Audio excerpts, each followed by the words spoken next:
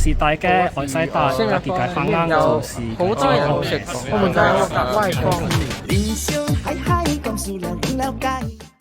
Chinese dialects are facing a sharp decline in usage. The term Chinese dialects is commonly used to refer to languages like Hokkien, Teochew, Cantonese, Hakka, and Hainanese, the five largest dialect groups in Singapore who are the most affected by this issue. Before the 1960s, Singapore was in a period of great linguistic diversity. Back then, Bazaar Malay along with Hokkien served as the common languages in Singapore's multilingual society, where it was necessary for a Chinese person to communicate in several different dialects in different social settings.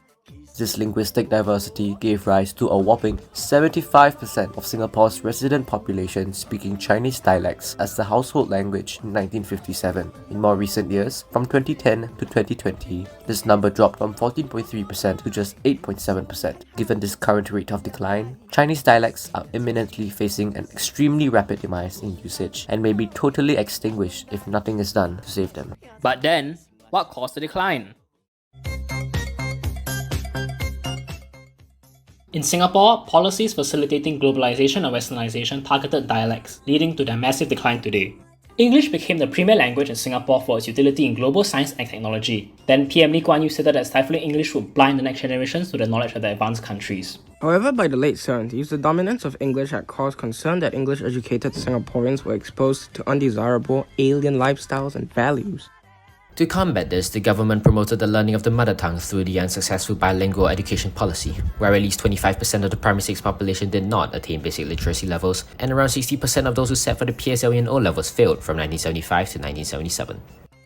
This led to the Speak Mandarin campaign, a year-round campaign being launched in 1979 to encourage the Chinese to discard dialects and speak Mandarin. In 1983, it targeted places with frequent dialect usage, such as marketplaces with the slogan "Mandarins in, dialects out." The next year, the focus shifted to parents with the slogan "Speak Mandarin, your children's future depends on your effort today," presenting dialects as detrimental to the nation, persuading people not to pass dialects down. The government also implemented suppressive language policies such as banning dialects in the media and the subbing of all dialect medium media in Mandarin. By 1981, the Singapore Broadcasting Corporation, today's MediaCorp, had done away with programs in every dialect, destroying their representation and a crucial avenue for them to propagate in an influential local media industry. To conclude, the SMC was a campaign to make the policy supporting globalization more effective by transforming society and eradicating dialects, leading to their massive decline today. But then, what are the consequences for Singapore should we forever lose the presence of Chinese dialects? Chinese dialects in Singapore are unique from their contact with different languages, creating a large amount of linguistic diversity. For instance, Singaporean Hokkien took influences from English, Malay, and other languages, making it distinctive amongst other varieties like Penang or Taiwanese Hokkien. This is like how Singlish is distinctly emblematic of Singapore's linguistic diversity and history. Let's take a look at 3 different examples. Suma from Malay Semua, Suka from Malay Suka, and Kopi Tiam, a combination of Malay Kopi and Hokkien Tiam. Singlish terms like Xiao, Kantiong, Kiasu, Xia Sui, and even La, Le, Lo, and Me are all of dialect origin. The demise of dialects will ultimately destroy Singapore's rich linguistic environment and identity by removing many unique languages from the country.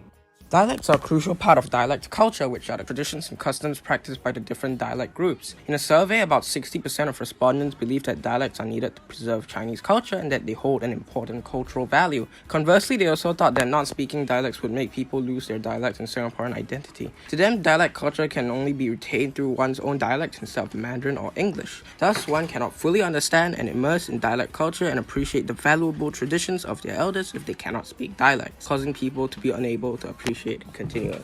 The demise of dialects marginalizes the primarily dialect-speaking elderly by destroying their means of communication and concurrently worsens the linguistic and cultural intergenerational gap between the elderly and younger people who cannot speak dialects. The local play Grandmother Tongue by Thomas Lim highlights this issue through a grandson struggling to understand his Teochew-speaking grandmother, presenting the breakdown in intergenerational communication and the isolation that many dialect speakers face in the decline of dialects. To reverse the decline in popularized dialects, we must all take action now. NGOs like Hui Kwan's and interest groups should utilize social media to reach out to the public. Writing in Hokkien, Singapore dialects, Learn Teochew, and Hakka scribbles are amazing examples of local activists utilizing social media to spread language tips, media, and situational awareness on dialects in Singapore. This method is effective as it enlightens the public and empowers learners through making dialects more relatable, understandable, and more importantly, more accessible to everyone. This spurs interest and investment, supporting the learning and survival of dialects. Hello, come in.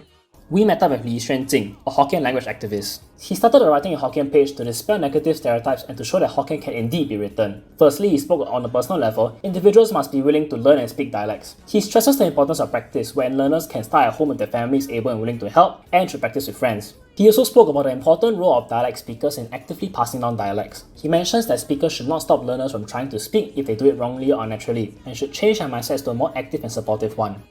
Dialects to the elderly is what Singlish is to us, an important marker of identity and culture. Imagine a world where Singlish has been totally eradicated. What will you feel? This is the reality that the elderly live in right now, but worse, with some even being unable to communicate entirely, isolated from society. Do we want our society to turn out this way? I plead to you Singaporeans to save dialects for the sake of our elderly, culture, and unique identity. Young people, go to your parents and grandparents, ask them to teach you our dialect, and learn it earnestly with pride. Dialect speakers, it is your responsibility to pass down dialects. Only through intergenerational transmission can dialects flourish. Let us work together to create a positive environment for dialects. Only then can we inclusively understand and embrace our unique Singaporean culture and identity. Let's speak dialects from today onward.